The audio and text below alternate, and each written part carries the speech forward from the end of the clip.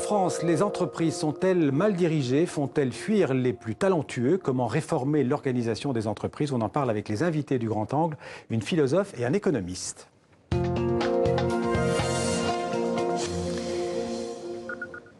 Et j'ai le plaisir d'accueillir Julia de Funès, bonjour, et Nicolas Bouzou, bonjour. Bonjour. Alors vous signez à deux aux éditions de l'Observatoire La comédie inhumaine, pourquoi ou comment les entreprises font fuir les meilleurs. Julia de Funès, vous êtes donc philosophe, mais aussi diplômée en ressources humaines. Vous avez d'ailleurs travaillé, j'ai vu, pendant plusieurs années dans des cabinets de recrutement, ce qui a dû vous servir pour écrire ce livre. Et puis Nicolas Bouzou, vous êtes économiste, donc analyste et conseiller financier. Vous dirigez notamment Asteres, qui est un cabinet de conseil aux entreprises que vous avez fondé. Et puis on le voit dans les chroniques que vous écrivez dans les médias, vous êtes, on peut le dire, un défenseur convaincu de l'économie libérale. Absolument. Alors dans ce livre, vous dressez un tableau très sombre, on peut dire même très négatif de la vie en entreprise. Vous parlez d'un monde, je vous cite, de l'absurdie avec un management insensé, démotivant, pathogène et contesté, d'ailleurs parfois à l'intérieur de l'entreprise. On peut dire que l'entreprise en France en 2018, elle va aussi mal que ça, Juliette Funès? Alors c'est pas un constat cynique, on n'est pas si cynique que ça sur l'entreprise. Pas cynique, mais pessimiste en tout cas. Non, justement très optimiste parce qu'on propose d'ailleurs des pistes d'action très claires, très simples, qui permettent de décongestionner tout ce qui entrave un peu les salariés. Donc non, c'est pas pessimiste, mais le constat est réaliste, mais le réel a bien lieu. Les salariés le voient bien, les collaborateurs le voient bien, et on a simplement mis des mots sur le mal-être des salariés, qui est évidemment pas très joyeux. Mais encore une fois, après on n'est pas du tout pessimiste sur l'avenir de l'entreprise, pas du tout. Le constat que vous faites, c'est quand même un management contemporain insensé, démotivant, pathogène, comme je disais, c'est quand même pas Il y a des études qui le montrent. Regardez, la part des salariés désengagés, c'est-à-dire qui ne s'intéressent pas à ce qu'ils font, a doublé ces 10 dernières années. 20% de salariés désengagés dans les entreprises. Moins de 15% des salariés font confiance à leur manager. Donc ça, c'est pas nous, enfin, je veux dire, c'est... Non, mais déjà, si 50% des salariés faisaient confiance à leur manager, je pense que ce serait catastrophique, on est à 12%. Donc il y a un véritable problème de démotivation et de management des entreprises. Votre livre, il parle des moyennes et des grandes entreprises. Oui, c'est ça, plutôt des grandes entreprises. Par contre, je me permets juste par rapport à votre question, puisque vous dites les entreprises françaises, je pense que le monde anglo-saxon est autant touché par ce management absurde et au fond qui ne motive pas les salariés. C'est-à-dire qu'il y a une grande confusion aujourd'hui. Les salariés sont démotivés et l'entreprise leur offre des points de motivation qui ne répondent pas à ce qu'ils attendent. Parce que les gens, ils veulent du sens et de l'autonomie. Ils ne veulent pas nécessairement des baby-foot, si vous voulez. Mais ça, c'est pas franco-français. C'est quelque chose qu'on retrouve dans beaucoup de pays. Le constat que vous faites, c'est que le monde a changé, mais en fait que le modèle de management français, en tout cas, n'a pas beaucoup évolué depuis le milieu du XXe siècle.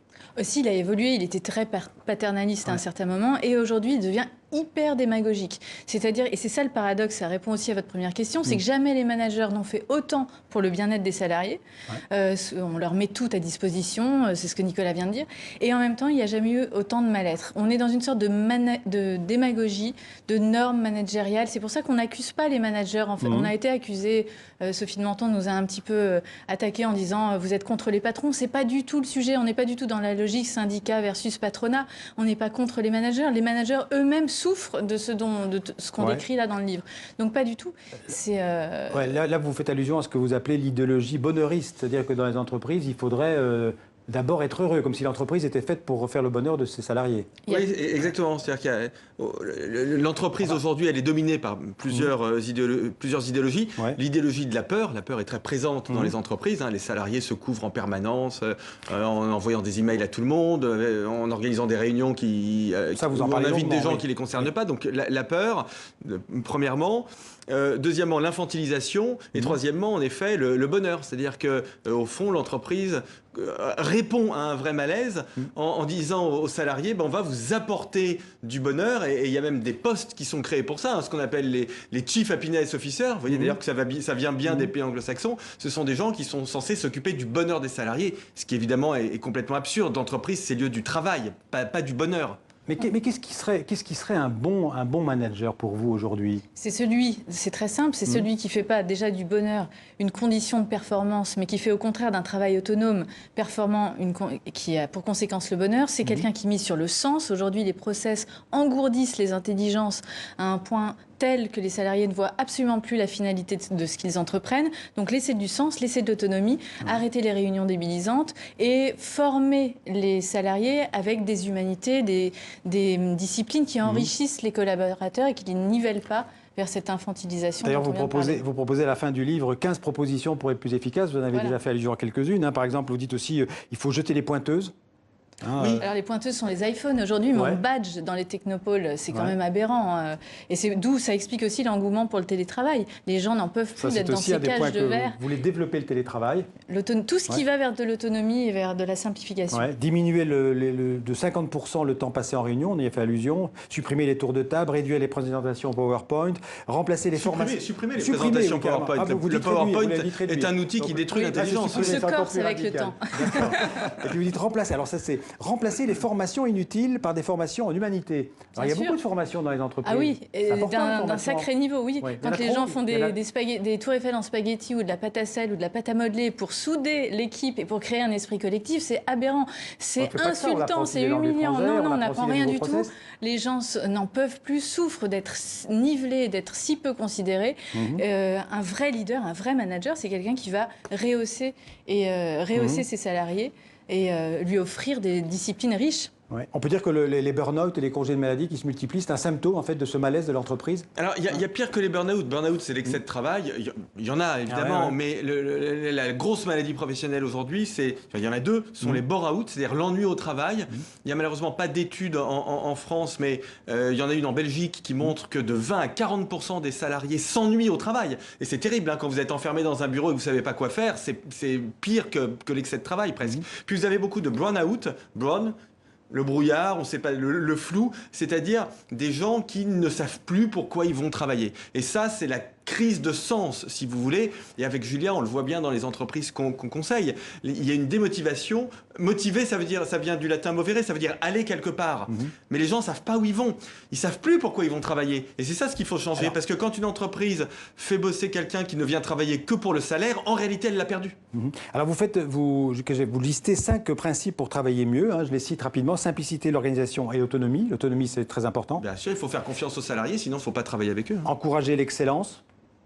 Parier sur la confiance, retrouver le courage. Alors, retrouver le courage, ça veut dire quoi? Retrouver le courage dans l'entreprise? Le courage de dire, rien qu'avec des mots simples, de dire au sein d'une réunion, je ne suis pas d'accord avec ce que le manager vient de dire, c'est quelque chose qui est très peu présent. Parce qu'en entreprise, on confond très vite la confrontation et le conflit. Et dès qu'on confronte ces idées, on a l'impression qu'on amorce un conflit de taille. Elle est trop hiérarchisée, l'entreprise française, trop verticale? Non, je ne crois pas. Là-dessus, on est plutôt pour une verticalité encore. Au contraire, il y a une sorte de transversalité qui nivelle tout le monde vers le bas. Et la verticalité, la soumission, c'est pas de la servitude. Et au contraire, la verticalité suppose que le leader ait une certaine autorité, pas un autoritarisme, mais une certaine autorité qui permette de faire grandir les collaborateurs. Alors pour que ça aille mieux, le changement, il doit venir de qui? Il doit venir du dirigeant, de la direction, des salariés ou bien du dialogue social, parce que ça existe aussi? Bien sûr. Les deux, je pense. Les salariés, je crois que c'est très important. Les trois. Les salariés, c'est très important que des salariés aillent dire à leur manager, les réunions, on n'en peut plus, ça sert à rien, on peut pas travailler.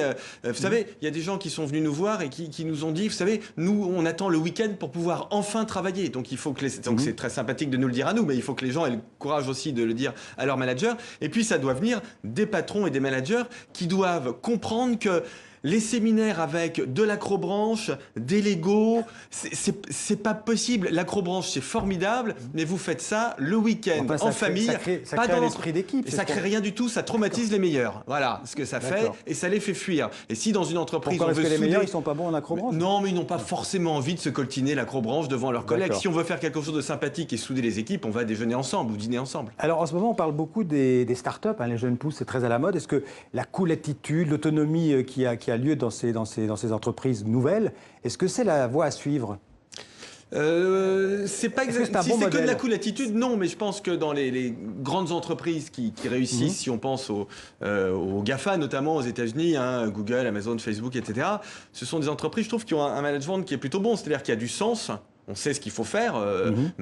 Pour Mark Zuckerberg, Facebook doit connecter le monde entier, donc on adhère ou pas. Et ensuite, on recrute des salariés qui ont des missions, ils sont autonomes pour réaliser ces missions. Donc je trouve que c'est plutôt bien fait. Ouais. Vous avez des exemples, vous venez de parler un peu de la Californie, des exemples de pays où le management fonctionne bien. Je peux même les citer. Il y a des entreprises, une entreprise canadienne que je trouve fantastique qui s'appelle G-Soft, où l'autonomie est totalement laissée aux salariés. Ils n'ont pas de jours de RTT prédéfinis, ils sont totalement libres et tout le monde a envie de bosser dans cette entreprise et ça marche très bien.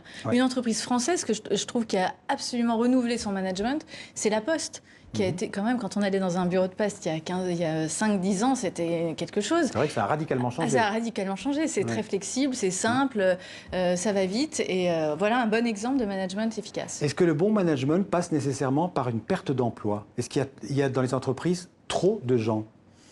Non, je ne pense pas qu'il y ait trop de gens. Je pense en revanche... Parce que l'exemple de La Poste est frappant. Il y a trop de temps perdu, c'est pas trop de gens. Les salariés sont pris dans des injonctions paradoxales de taille. C'est-à-dire qu'on leur dit, il y a des objectifs, ils sont hyper stressés, il y a des reportings à faire pour le vendredi. Et en même temps, on leur fait perdre 3 jours en réunion et en formation débile. Donc il n'y a pas trop de gens, il y a trop de temps perdu. Nicolas Bouzou? Oui, les gens... nous, le conseil qu'on donne aux entreprises, c'est laisser les gens travailler. Laissez-les travailler. Vous insistez aussi beaucoup sur le sens. Il faut que l'entreprise redonne un sens à ce qu'elle fait. Ça veut dire quoi? C'est très simple. Ça veut dire qu'aujourd'hui, le process, les procédures ont parfois pris le pas sur le sens et devient le sommet des priorités au détriment du sens de ce qui est entrepris. Il suffit de voir les intitulés de fonctions et des métiers pour voir que le sens n'est pas immédiat. Quand on rencontre quelqu'un qui nous dit « je suis coordinateur de flux », immédiatement, le sens de son job n'est pas évident. Encore là, c'est en français, donc ça va plus ou moins. Oui, j'ai été sympa. Et donc le sens, et ça s'explique, on l'explique dans le livre, ici je ne peux pas faire tout le raisonnement, mais le sens est perdu de vue et c'est ce dont souffrent vraiment les salariés. Se dire pourquoi je me lève, je ne suis qu'un maillon dans une chaîne énorme et ça ne suffit pas à justifier un emploi. Alors, je ne pense pas me tromper, mais vous ne parlez pas beaucoup du rôle des syndicats dans votre livre. Ça veut dire qu'ils sont inefficaces, nuisibles? Inefficaces. En tout cas, en France, alors pardonnez-moi, parce que beaucoup de non-français qui nous regardent, mais en France, inefficaces, sans doute l'ont-ils été par le passé. Non, on croit beaucoup au dialogue social. Et justement, dans une période où les syndicats se cherchent, au fond, un nouveau rôle, on pense que essayer de travailler sur ce qui pourrait augmenter l'autonomie des salariés, ce qui pourrait redonner du sens, tout ça étant bon pour l'entreprise. Parce que ce qui est très important, c'est que ce management, il est mauvais pour les entreprises, il est mauvais pour la performance des entreprises. Les syndicats, en effet, ça pourrait être leur rôle de dire, écoutez, vous nous achetez des baby-foot, très bien, c'est très sympathique, mais le fond du problème, c'est pas le baby-foot, c'est qu'on aimerait bien faire plus de télétravail, par exemple. Ce qui est paradoxal avec notre livre, c'est qu'il rassemble à la fois les syndicats, je suis intervenue avec Jean-Claude Mailly, par exemple, récemment, et le livre lui parlait complètement, et les patrons et les managers. Donc, en fait, quand on est dans le juste, on rassemble tout le monde et on n'est plus dans les guerres idéologiques. Un dernier mot pour conclure. Où vont les meilleurs, ceux qui quittent les entreprises inhumaines? Parce qu'il y en a qui partent apparemment. Ils créent leur propre entreprise? Ils créent leur propre entreprise. Aujourd'hui, malheureusement, ils vont beaucoup dans la Silicon Valley ou en Chine. Et donc, ça pose un vrai problème macroéconomique. Les meilleurs, ceux que les entreprises doivent essayer d'attirer, ça ne veut pas dire forcément les plus intelligents, mais ceux qui sont les plus motivés pour participer au projet de l'entreprise, mais il faut leur donner du sens, de l'autonomie. Et les meilleurs, comme le disait Julia, ils ne veulent pas badger matin, midi et soir. Merci, la boucle est bouclée. Merci Nicolas Bouzou, Juliette Funès. Je rappelle le titre de votre livre, La comédie inhumaine, aux éditions de l'Observatoire. Merci.